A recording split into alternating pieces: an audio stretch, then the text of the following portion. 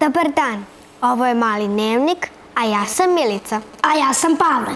Danas u Malom dnevniku gledat ćemo. 5 koala doletelo u Englesku. Danas je dan prosvetnih radnika. Istorija za malu i veliku decu. Iz Australije u Englesku nedavno je doletelo 5 koala. Da pričaš, Pavle? Pa koale nemaju krila. Koale nemaju, ali ih avione imaju.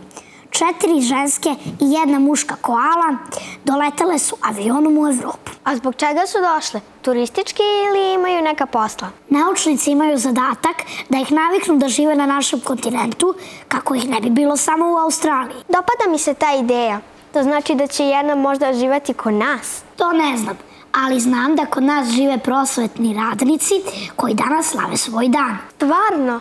Zato ja želim ovako javno da čestitam mojoj učiteljici praznik. U čast moje i tvoje učiteljice, ali i ostalih nastavnika, profesora i vaspitača, snimili smo naš sledeći prilog.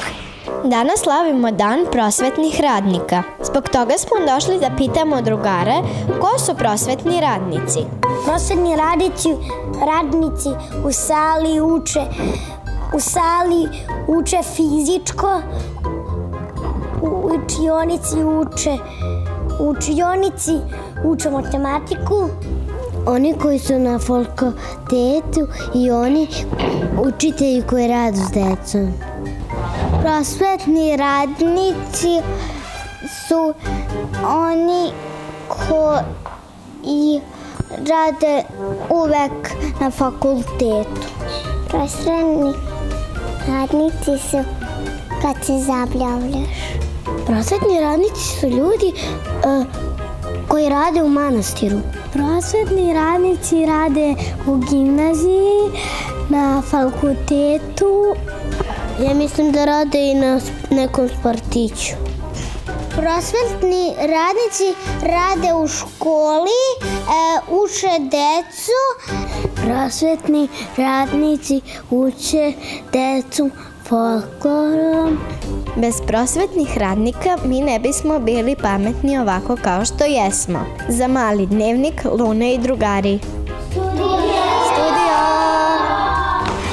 Kroz našu emisiju učimo o ljudima koji su u našoj prošlosti uradili nešto važno. O tome ćemo učiti na časovima istorije, kad dođemo do 5. razreda. Za sada čitamo knjige i ispitujemo odrasle koji znaju nešto više o tome. Mada ja sam čula da knjige iz istorije mogu biti malo dosadne. Sreće da mi znamo nekoga ko može da ih učini zabavnim.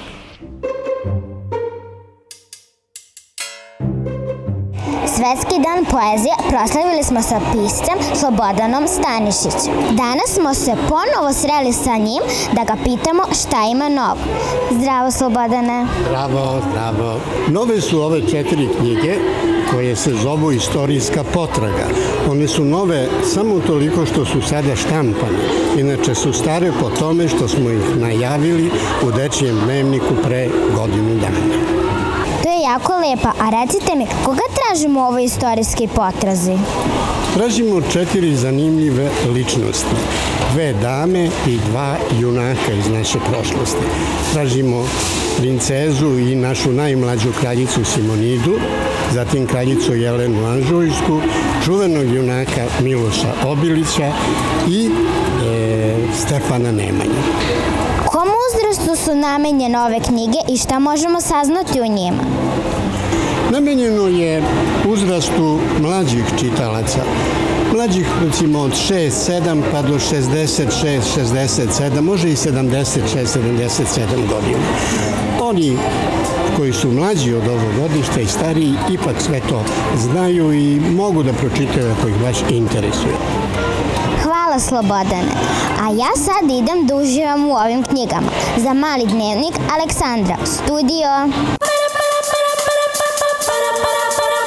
Sa nama je danas jedan profesionalni biciklista. Molim te, predstavi se.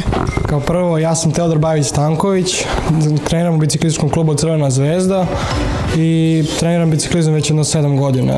Bio sam državni prvak 2013. 14. 15. i 16. godine, a 2017. sam preskočio sezonu. 2018. odnosno pre 2 dana sam osvojio 2. mesto na državnom takmičenju. A zašto se baš baviš biciklizmom?